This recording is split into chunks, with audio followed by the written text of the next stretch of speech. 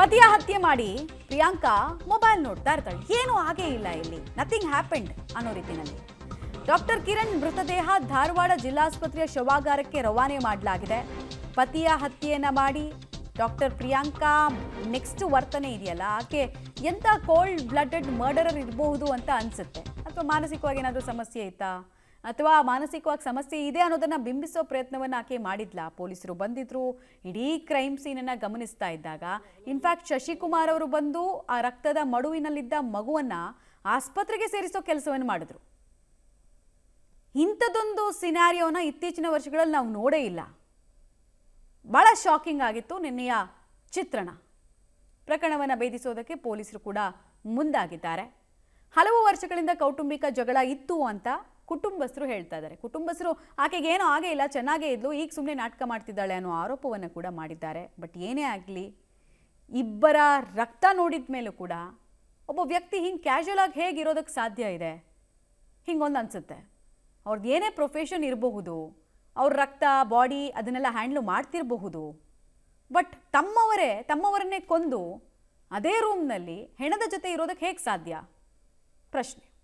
ಅಂತ ಇಲ್ಲಿ ಪವನ್ ಹೈಸ್ಕೂಲ್ ಎದುರಿಗೆ ಇರುವಂಥ ಒಂದು ಅಪಾರ್ಟ್ಮೆಂಟಲ್ಲಿ 6th ಫ್ಲೋರಲ್ಲಿ ಒಂದು ಮನೇಲಿ ವಾಸ ಮಾಡ್ತಾ ಇರ್ತಾರೆ. ಇವರು ಡಾಕ್ಟರ್ ಇದ್ದಾರೆ, ಅನೆಸ್ಥೆಟಿಸ್ಟು, ಇಲ್ಲೇ ಚಿರಾಯು ಹಾಸ್ಪಿಟ್ಲಲ್ಲಿ ವರ್ಕ್ ಮಾಡ್ತಾರೆ. ಸೊ ಇವರ ಶ್ರೀಮತಿ ಪ್ರಿಯಾಂಕಾ ಕತ್ತನಹಳ್ಳಿ ಅಂತ, ಇವರು ಕೂಡ MBBS MS ಆಪ್ಥಲ್ಮಾಲಜಿಸ್ಟ್ ಇದ್ದಾರೆ. ಮತ್ತು ಮಗು ನಿಹಿತ್ ಅಂತ 8 ವರ್ಷದ್ದು. ಇವರು 3 ಜನ ಈ ಮನೆಯಲ್ಲಿ ವಾಸ ಮಾಡ್ತಾ ಇರ್ತಾರೆ. ಮತ್ತು ಅವರ ಕುಟುಂಬ ಸದಸ್ಯರು ಅಂದರೆ ಗಂಡನ ಕಡೆಯವರು ಆಗಾಗ ಬರ್ತಾ ಹೋಗ್ತಾ ಇರ್ತಾರೆ ಅನ್ನೋಂಥದ್ದು ತಿಳಿದು ಬಂದಿದೆ. ನಿನ್ನೆ ರಾತ್ರಿ ಮತ್ತು ಇವತ್ತು ಬೆಳಗ್ಗೆ ಕಿರಣ್ ಅವರ ಸಂಬಂಧಿಕರು, ಸ್ನೇಹಿತರು ಫೋನ್ ಮಾಡಿದಂಥ ಸಂದರ್ಭದಲ್ಲಿ ಅವ್ರು ರೆಸ್ಟ್ ಮಾಡ್ತಾ ಇದ್ದಾರೆ ಮತ್ತು ಹೊರಗಡೆ ಡ್ಯೂಟಿಗೆ ಹೋಗಿದ್ದಾರೆ ಅಂತೆಲ್ಲ ಈಕೆ ರಿಸೀವ್ ಮಾಡಿ ರೆಸ್ಪಾಂಡ್ ಮಾಡಿದ್ದಾಳೆ ಅನ್ನೋಂಥದ್ದು ಕಿರಣ್ ಅವ್ರ ಕುಟುಂಬ ಸದಸ್ಯರು ಹೇಳ್ತಾರೆ. ಬಟ್ ಇಲ್ಲಿ ನೋಡಿದಂಥ ಸಂದರ್ಭದಲ್ಲಿ ಕಿರಣ್ ತನ್ನ ಒಂದು ರೂಮಲ್ಲಿ in the pool of blood ಅಂದರೆ ರಕ್ತದ ಮಡುವಿನಲ್ಲಿ ಬಿದ್ದಿದ್ದಾನೆ ಮತ್ತು ಮೃತ ಹೊಂದಿದ್ದಾನೆ. ಮತ್ತು ನಿಹಿತ್ ತನ್ನ ಮಗು ಏನಿದೆ ಅದಕ್ಕೂ ಕೂಡ ಸ್ಟ್ಯಾಬ್ ಇಂಜುರೀಸ್ ಆಗಿದೆ. ಅದು ಯಾವಾಗ ಸ್ಟ್ಯಾಬ್ ಇಂಜುರಿ ಆಯಿತು ಅನ್ನೋಂಥದ್ದೆಲ್ಲ ಸರ್ಟೈನ್ ಮಾಡಬೇಕಾಗಿದೆ ಇನ್ವೆಸ್ಟಿಗೇಷನಲ್ಲಿ. ಬಟ್ ಇನ್ನೂ ಅಲೈವ್ ಇತ್ತು ಅನ್ನೋ ಕಾರಣಕ್ಕೆ ಅದನ್ನು ಹಾಸ್ಪಿಟ್ಲಿಗೆ ಶಿಫ್ಟ್ ಮಾಡಿದ್ದೇವೆ. ಇನ್ಸಿಡೆಂಟ್ ಯಾವಾಗ ಆಯಿತು, ಯಾವ ಕಾರಣಕ್ಕಾಯಿತು, ಆ ಫೋನ್ ಎತ್ತು ಲಗ್ನ ರೀ ನಾವು ನೋಡಕ್ಕೆ ಬಂದು ಗಾಡಿ ಮಾಡ್ಬೇಕು ಬಂದು ಹಿಂಗೆ ಅದನ್ನಾಗೈತಿ ರೀ. ಒಳಗೆ ಬಂದು ಒಟ್ಟು ಬಗಲ ತೆಗಿವಲ್ರಿ, ನೋಡೋಕೆ ಎಲ್ಲ ರಗತ್ತಾಗಿ ಕಿರಣ್ ಸರ್ ನಮ್ಮ ಮಾವ್ರಿ ಮಳೆ 15 ವರ್ಷ ಆತ್ರಿ. ಹಾಂ, ನಮ್ಮ ಮನ್ಯಾನ ರೀ ಆಮಲ್ರಿ, ನಮಗೇನು ಗೊತ್ತಿಲ್ಲ.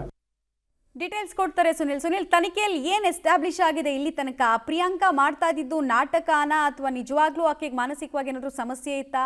ಏನೇನು ಮಾಹಿತಿ ಇದೆ? ಯಾವ ಕಾರಣಕ್ಕೆ ಕೊಲೆ ಆಗಿದೆ? ಮಮತಾ, ನಿಜಕ್ಕೂ ಕೂಡ ಈ ಒಂದು ಪ್ರಕರಣ ಟ್ವಿಸ್ಟ್ ಮೇಲೆ ಟ್ವಿಸ್ಟ್ ಸಿಗ್ತಾ ಇರುವಂಥದ್ದು.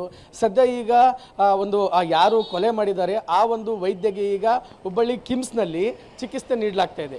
ಯಾವ ಚಿಕಿತ್ಸೆ ಅಂದರೆ ಒಂದು ಆಘಾತಕಾರಿ ಸಂಗತಿಯನ್ನು ಕಿಮ್ಸ್ ವೈದ್ಯರು ಹೊರ ಹಾಕಿರುವಂಥದ್ದು.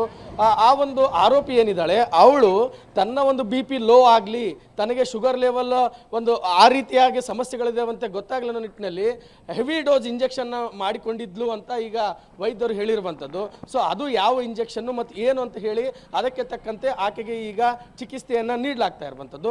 ಮತ್ತೊಂದು ಕಡೆ ನೀವು ಆಗಲೇ ಹೇಳಿದಂತೆ ಸ್ವತಃ ಗಂಡ ಮತ್ತು ಮಗುವನ್ನು ಕೊಲೆ ಮಾಡಿ ಆ ರೀತಿಯ ಮೆಂಟಾಲಿಟಿಗೆ ಹೋಗಿ ಈ ವೈದ್ಯೆಯ ಒಂದು ಕರಾಳತೆ ಇಡೀ ದೇಶವೇ ಬೆಚ್ಚಿ ಬಿದ್ದಿರುವಂಥದ್ದು. ಸೊ ಹೀಗಾಗಿ ಪೊಲೀಸರು ಕೂಡ ಎಲ್ಲ ಆಯಾಮದಲ್ಲಿ ಈಗ ತನಿಖೆಯನ್ನು ಆರಂಭಿಸಿರುವಂಥದ್ದು. ಪ್ರಾಥಮಿಕ ತನಿಖೆಯಲ್ಲಿ ಇದೊಂದು ಒಳ ಜಗಳ ಅಥವಾ ಕುಟುಂಬದಲ್ಲಿರುವಂತಹ ಸಹಜ ಜಗಳಗಳು ಈ ರೀತಿಯಾಗಿ ತಿರುವು ಪಡ್ಕೊಂಡಿದೆ ಅಂತ ಹೇಳಲಾಗ್ತಿರುವಂಥದ್ದು. ಮಮತಾ.